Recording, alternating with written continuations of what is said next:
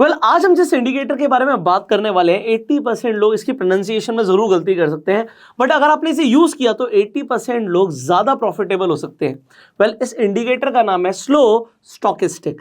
अब हो सकता है मैंने प्रोनाउंसिएशन में कुछ गलती करी हो तो उसके लिए माफ कीजिएगा, बट इस इंडिकेटर का यूज सबसे इंपॉर्टेंट कैसे समझते हैं, ये आपको पोटेंशियल ओवरबॉट और ओवरसोल्ड जोन्स दिखा देता है। एग्जांपल के लिए यहां पर आप देख सकते हैं अप्लाई किया हुआ है, इसे हम डिटेल में समझने वाले हैं। आपको ये बता देगा कि जो भी यहां पर स्टॉक है वो कब ओवरसोल्ड जोन में जा रहा है, जहां से एक पोटेंशियल बाइंग इंडिकेट हो सकती है, और कब वो ओवरबॉट जोन में जा रहा है जहां से पोटेंशियली रिवर्स हो सकता है वो स्टॉक का प्राइस। तो इसके बारे में डिटेल में आज हम डिस्कशन करेंगे with one and only mister Anand Lada. तो आप इसे काफी यूज करते हैं और आप इसे आज डिटेल में हमारी ऑडियंस को समझाइए। जैसा भाई आपने कहा कि स्लो स्टॉकिस्टिक नाम के इंडिकेटर का प्रोनाउंसिएशन ही डिफिकल्ट है, पर इस कंप्लीट सीरीज में हमने ऑलरेडी डिसाइड कर लिया है नाम से हमें फर्क नहीं पड़ता, हमें काम से फर्क पड़ता है। तो काम को समझने की कोशिश करते हैं। बिल्कुल लेमैन की लैंग्वेज में आपको बताऊं तो आपको याद होगा आईटीसी में एक समय पे आप क्या करते थे, 200 के आसपास आईटीसी जाए तो उसे परचेस कर लो, 240 पे जाए तो उसे सेल कर दो, क्योंकि आईटीसी तो इसी रेंज में घूमता रहेगा। बस यही पता लगाने की कोशिश करता है रेंज को स्लो स्टॉकिस्टिक। अब जब भी मैं रेंज की बात कर रहा हूं वो पर्टिकुलर दिनों की होगी। यहां पे बाय डिफॉल्ट स्लो स्टॉकिस्टिक को आप चेकआउट करोगे तो ये 14 दिनों की रेंज लेता है। मतलब पिछले 14 दिनों के बेसिस पे क्या आपके पर्टिकुलर चार्ट का, चाहे वो किसी स्टॉक का हो चाहे इंडेक्स का हो, हाई और लो की रेंज क्या बन रही है।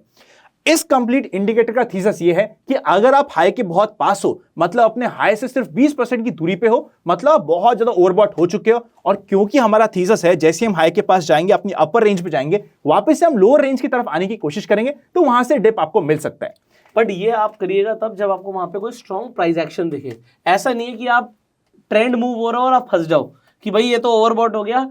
हो सकता है जैसे आनंद ने आपको एक बार पहले बताया था कि अगर कोई गाड़ी हाईवे पर निकल जाती है तो हो सकता है वो काफी टाइम तक हाईवे पर चलती रहे, तो वो ट्रेंड हो सकता है वहां से आगे निकल गया हो। तो एक रेंज में आईटीसी जरूर काफी टाइम के लिए फंसा था, बट जब उसने रेंज तोड़ के आगे बढ़ा, अब आप ये सोच रहे हो अब गिरेगा, तो प्राइस एक्शन के बिना आप ये नहीं बोल सकते। यहां पर आनंद ने एक चीज इंपॉर्टेंट बोली कि इंडिकेटर्स इंडिकेट करते हैं, ये कंफर्मेशन नहीं देते।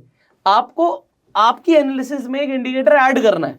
अगर आपको लग रहा है यार यहां से प्राइस गिर सकता है, आपको ये भी दिख रहा है यार कोई अच्छा कैंडलस्टिक पैटर्न बना है, टॉप पर बना है चार्ट के, और वहां पर कंफर्मेशन लेने के लिए आपने इस इंडिकेटर को यूज किया, हाँ यार ये तो हैवी ओवरबॉट जोन में, तो आप वहां से एक ट्रेड एग्जीक्यूट कर सकते हो। ऐसा नहीं है कि बस ओवरबॉट हो गया तो चलो बेच दो।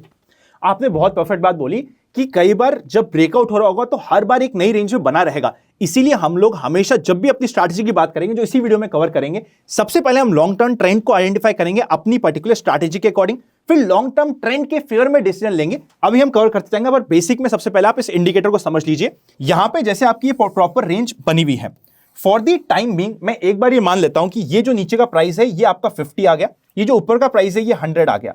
अब इसमें नीचे जो स्लो स्टॉकिस्टिक आ रहा है इसकी वैल्यू कैसे प्लॉट हो रही है उसका बिल्कुल शॉर्ट में समझ लेते हैं कि कैसे प्लॉट हो रही है। 14 दिन की एवरेज है, ये आपको आनंद ने बता दिया कि वो जो भी यहाँ पे ओवरबॉट और ओवरसोल्ड जोन्स हैं ये 14 डे की एवरेज के अकॉर्डिंग है। आप इस एवरेज को चेंज भी कर सकते हो, आगे आपको शायद बताएंगे। अब सपोज करते हैं हम यहां पे कहीं पे खड़े हैं और यहां पे प्राइस है 90।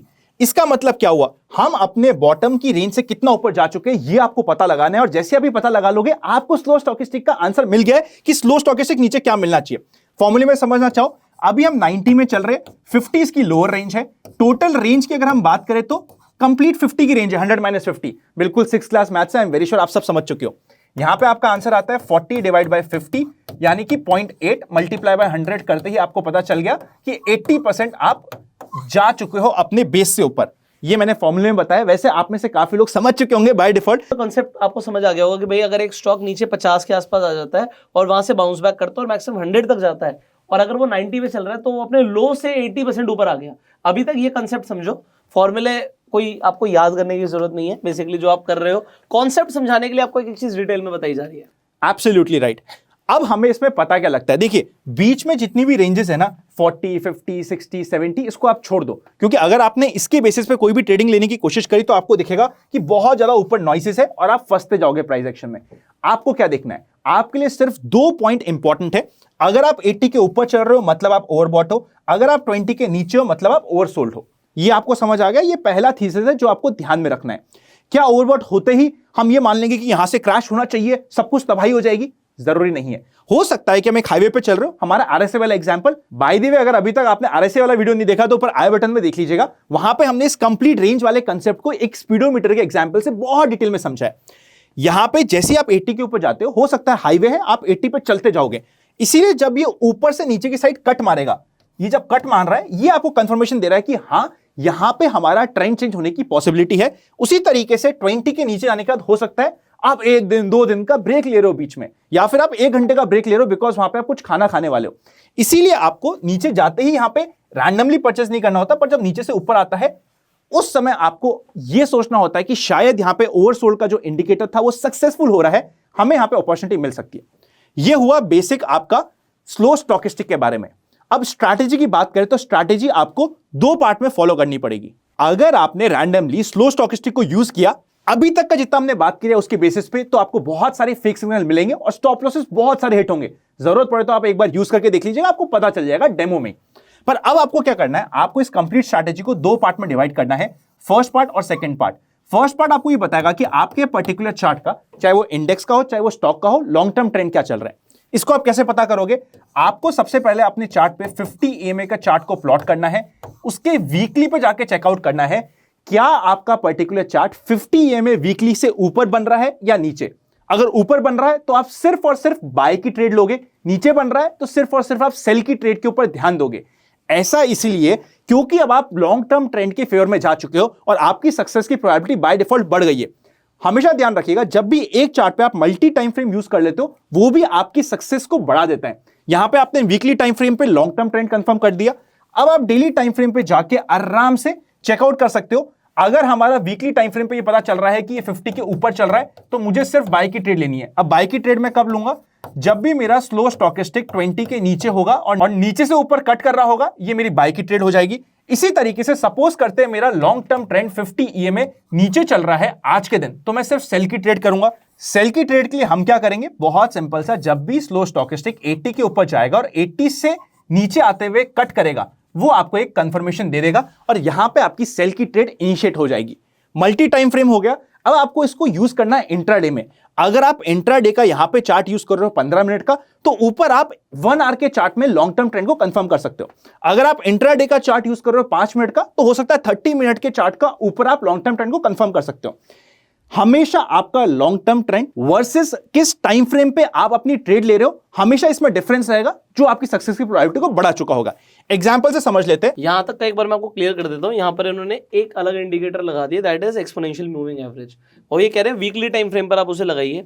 अगर वीकली टाइम फ्रेम पर प्राइस EMA के ऊपर चल रहा है, इसका मतलब है आपको सिर्फ ऊपर के ट्रेड लेने हैं। और कब लेने हैं, जब आपको यहाँ पर ये इंडिकेटर इंडिकेट कर रहा है कि वो 20 से नीचे है। सो इतना आई होप आपको समझ आ गया होगा। नीचे से वो ऊपर की तरफ जा रहा है, वो ग्रीन लाइन को क्रॉस कर रहा है। सो यहां से एक बाइंग सिग्नल इनिशिएट। अभी मैंने आपके लिए निफ्टी का वीकली टाइम फ्रेम यहां पे ओपन कर दिया है। वीकली टाइम फ्रेम पे आपको पता चल गया कि 50 EMA के ऊपर अप्रैल के बाद ये हमेशा मेंटेन्ड है। मतलब अप्रैल के बाद मुझे सिर्फ और सिर्फ बुलिश ट्रेड के ऊपर फोकस करना है। वीकली टाइम फ्रेम जो हमारा पॉइंट नंबर 1 है, उसने कंफर्म कर दिया कि अभी मुझे सिर्फ बाय साइड पे बैठना है। अब सेकंड यानी कि कब मुझे ट्रेड लेना है, उसके लिए मेरे को डेली टाइम फ्रेम पे जाना पड़ेगा। चलिए चेकआउट करते हैं। एक परफेक्ट एग्जांपल आपको भी सामने मिल रहा है। ये परफेक्ट 20 के नीचे गया, यहां पे आपको इनिशिएट हो गया। अब क्या इनिशिएट मुझे रैंडमली करना है, रैंडमली कभी भी नहीं करना, आपको प्रॉपर प्राइस एक्शन को फॉलो करना है। यहां पे मार्केट नीचे आया, डब्ल्यू पैटर्न बनाया, जैसे ही डब्ल्यू पैटर्न का ब्रेकआउट होता है, यहां पे आपको कंफर्मेशन मिल चुका है। कभी भी इंडिकेटर के बेसिस पे आपको ट्रेड नहीं लेनी होती, आपको प्राइस एक्शन को भी फॉलो करना होगा। यहां पे बहुत अच्छा प्राइस एक्शन बनाते हुए इसने कंफर्मेशन दी है। डेली टाइम फ्रेम पे एक परफेक्ट एग्जांपल हो गया है। स्टॉप लॉस कैसे लगाना है, स्टॉप लॉस लगाने के आपके मल्टीपल तरीके हो सकते हैं। पहला, आपने सिंपल ये बोल दिया कि भाई इससे जैसे ही -3% जाएगा वो मेरा स्टॉप लॉस हो गया। दूसरा stop loss pure price action के बेस -3% आपका चार्ट पे जो भी स्टॉक एंट्री से, नहीं एंट्री से प्राइस, एंट्री से प्राइस 3% का स्टॉप लॉस, 8% का टारगेट आपने फिक्स फॉलो कर दिया कि मेरे को ये फॉलो करना है। दूसरा हो सकता है आप पुराने स्विंग लोज देखोगे, कहां पे आपको एक अच्छा स्विंग लो मिल रहा है, उसके बेसिस पे आप अपना वहां पे अपना स्टॉप लॉस को प्लेस करने की कोशिश करोगे। थर्ड एंड फाइनल तरीका होता है स्टॉप लॉस मेंटेन करने का। ये चेकआउट करो कि स्लो स्टॉकिस्टिक चार्ट कब गया है पहले 20 के नीचे। सपोज यहां पे गया, यहां पे तो खैर ये ऊपर है, पर अगर ये कंप्लीट चार्ट यहां पे नीचे रहता, तो क्योंकि यहां पे भी हमें बता रहा है कि एक अच्छा सपोर्ट से यहां पे बाउंस बैक हुआ है, तो ये मेरा सपोजिड स्टॉप लॉस हो सकता था। अब इस कंप्लीट स्ट्रैटेजी को समराइज करता हूं एक गुरु मंत्र से। होगा क्या कि जब आप इस कंप्लीट स्ट्रैटेजी को फॉलो करोगे या इंडिकेटर को फॉलो करोगे, आपको लगेगा कि बहुत सारे चार्ट में इंडिकेटर काम नहीं कर रहा, क्योंकि उस पर्टिकुलर चार्ट के जो स्विंग की रेंज है वो 14 दिन की है ही नहीं।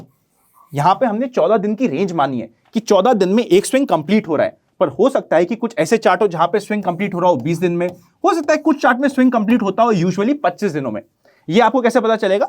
जब आप किसी भी चार्ट को ट्रैक करना स्टार्ट करोगे, धीरे धीरे आपको समझ आ जाएगा। अगर आपको समझ आ चुका है, just for educational purpose, example है रिलायंस जिसका स्विंग 25 दिनों का होता है, तो वहां पे आप अपने आप स्लो स्टॉकेस्टिक को चेंज करके 25 पे कर दीजिएगा, आपकी सक्सेस वापस से बढ़ जाएगी। तो आप ये एडिट कर सकते हो, सेटिंग्स में जाके चेंज कर सकते हो रेंज को, बट आपको देखना है कि अगर किसी चार्ट पे ये इंडिकेटर आपको अच्छे रिजल्ट्स नहीं दे रहा, तो हो सकता है आप जो उसकी स्विंग है वो कितने दिन तक एक ट्रेंड में रहता है उसे आप काउंट कीजिए कैंडल्स के हिसाब से डेली टाइम फ्रेम पर, एंड देन आप सेटिंग चेंज कर पाएंगे and you can get the better results as per Anand. So I hope आपको इस वीडियो में ये इंडिकेटर क्लियरली समझ आ गया होगा। अगर आपके कुछ सवाल है आप कमेंट्स में पूछ सकते हैं। इस वीडियो को बिना बोले लाइक कर दीजिएगा एंड शेयर तो जरूर कीजिएगा। हम आपसे मिलेंगे अगली वीडियो में। Till that time you can subscribe this channel, click on the bell icon and go self made. जय हिंद।